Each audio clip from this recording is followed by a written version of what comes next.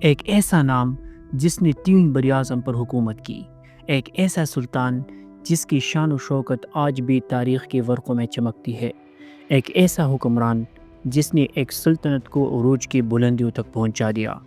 ہم بات کر رہے ہیں تاریخ کے سب سے عظیم بادشاہوں میں سے ایک سلیمان دی میگنیفیسنٹ کی۔ سلیمان 1494 میں پیدا ہوئے۔ سلطان سلیمان کا پورا نام سلیمان ابن سلیم اول تھا۔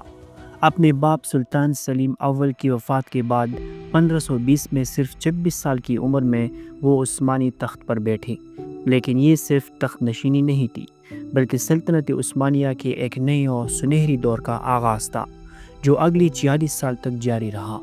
تاریخ کی سب سے لمبی حکومت۔ ان کا مقصد واضح تھا، عثمانی حکومت کو دنیا کے سب سے بڑی اور طاقتور سلطنت بنانا، اور انہوں نے کر کے دکھایا۔ سلیمان صرف نام کی میگنیفیسنٹ نہیں تھے، ان کی فوجی کارنامے بھی کمال کے تھے۔ ان کی فوج خاص طور پر جینی سیریز دنیا کی سب سے انوکھی اور پرعزم فوج تھی۔ 1526 میں انہوں نے ہنگری کی فوجوں کو موہاج کی جنگ میں ایسی شکست دی کہ یورپ ہل گیا۔ ان کی فوج نے بلغاراد اور روڈز جیسے اہم علاقوں کو فتح کیا۔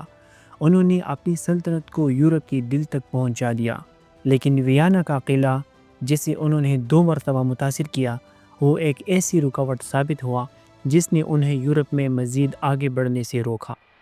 ان کی جنگوں نے صرف زمین فتح نہیں کی بلکہ دنیا کو عثمانی طاقت کا لوہا منوایا۔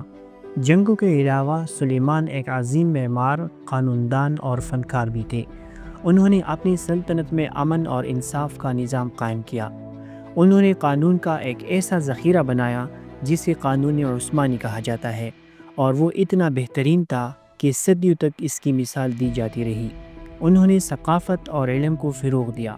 ان کی دور میں مسجدیں، پل اور مدارس جیسی شاندار عمارتیں بنائی گئیں جن میں معمار سنان جیسے عظیم ماہر تعمیر نے کام کیا۔ سلیمانیہ مسجد اس کی ایک زندہ مثال ہے۔ آرٹ، لٹریچر اور سائنس نے بھی اس دور میں بہت ترقی کی۔ یہ صرف فوج کی حکومت نہیں تھی، یہ ایک ایسی تہذیب تھی جو ہر شعبے میں چمک رہی تھی۔ اب بات کرتے ہیں ایک ایسی شخصیت کی جس نے سلیمان کی زندگی اور تاریخ کے دائرے کو بدل دیا، حریم سلطان۔ یہ ایک یوکرینی غلام لڑکی تھی جو اپنی ذہن اور حسن سے سلیمان کے دل پر راج کرنے لگی۔ اس زمانے میں سلطان صرف شہزادیوں سے شادی کرتے تھے، لیکن سلیمان نے حریم سے شادی کر کے سارے رواج توڑ دیے۔ حریم نے نہ صرف سلیمان پر اثر ڈالا بلکہ سیاسی معاملات میں بھی دخل دیا۔ انہوں نے سلیمان کو اپنے سب سے قابل وزیر پرگالی ابراہیم پاشا کو قتل کرنے پر آمادہ کیا اور اپنے بیٹوں کو تخت کے وارثوں میں شامل کرنے کی سازشوں میں بھی حصہ لیا۔ ان کی کہانی طاقت، عشق اور دربار کی گہری سازشوں سے بھری ہوئی ہے، جو سلیمان کی زندگی کا ایک بہترین اور پراسرار حصہ ہے۔